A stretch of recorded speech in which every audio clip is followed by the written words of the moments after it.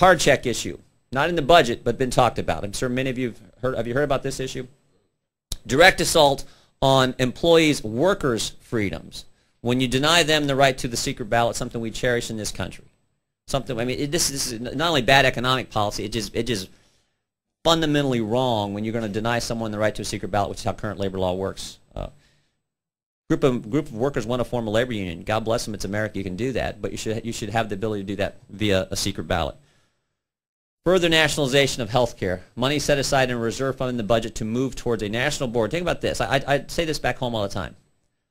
I asked the question to the audience. I said, with the exception of the military, name one thing the federal government does well.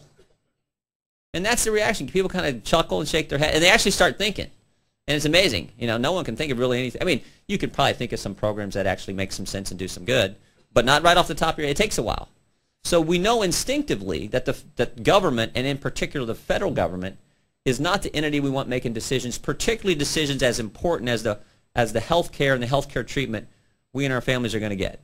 And yet, the national, well, you know, the board, you know what the acronym for the board in Great Britain is? And I can't even remember the name, but the acronym is NICE, the NICE board. Think about that. What such irony. The NICE board is deciding what kind of health care you're going to get. There's actually a case in Great Britain where a 57-year-old gentleman wanted a hip replacement. And the board said, no, you're just too old. You're not going to, 57, you're too old for a hip replacement. We do not want that in America. We certainly don't want that in America, and yet that's the direction this budget moves. Fifth, probably the most scary, in my opinion, is the cap and trade concept. The idea that we're going to restrict the liberties and freedoms now of entrepreneurs and small business owners in our economy, saying we're going to limit the amount of energy you can get. And we're going to, again, set up this national board that's going to determine the cap, the level, and then trade these credits, sell these credits, and these credits will be traded in some kind of commodity out there. No one knows exactly how this system is going to work. All we do know is from experience, when the federal government starts to do something like this, it's probably going to be bad. And I would say this, the potential for abuse, potential for corruption, I think, is very real. When you have something this valuable, the ability to get the energy you need to use in your business, particularly if you're in manufacturing, like a state like Ohio where manufacturing is huge, it's scary, because we all know that the big companies are going to get in line first, and it's the entrepreneur, those mid-sized and small-sized companies that actually make our economy go, that employ 70% of the people in this country. They're the ones who are going to get shortchanged, I believe, in this process. It's disproportionately hurt states like the one I get to represent, Ohio. I mean, we are a big manufacturing state. We're a coal-powered state. Most of the Midwest, in fact, will be disproportionately hurt because so much of our power comes from coal-fired plants. And we've all heard the term from the Cold War days, unilateral disarmament. Our emerging competitors in the international marketplace, China and India, aren't going to place limits on their energy.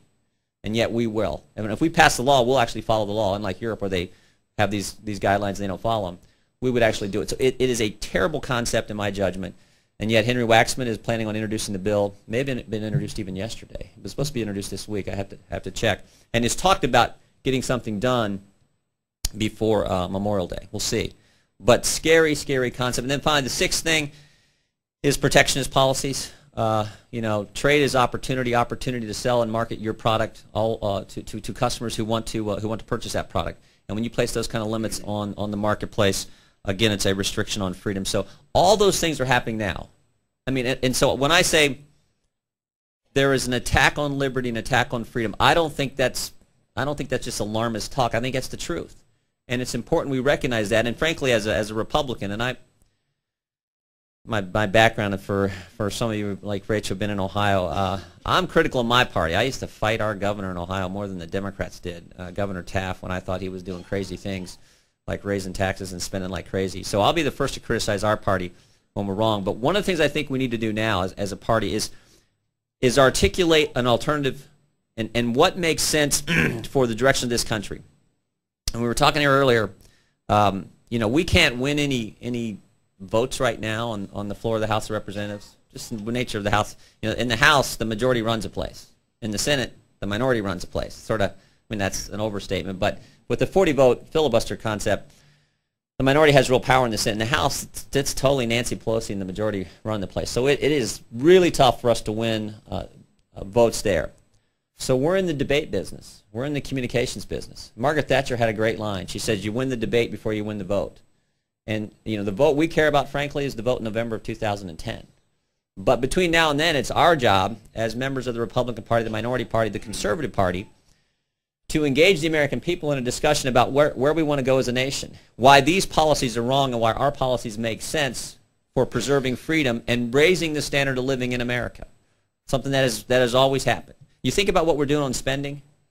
One of the things that makes America great is this idea that parents make sacrifices so their kids can have life a little better than they did.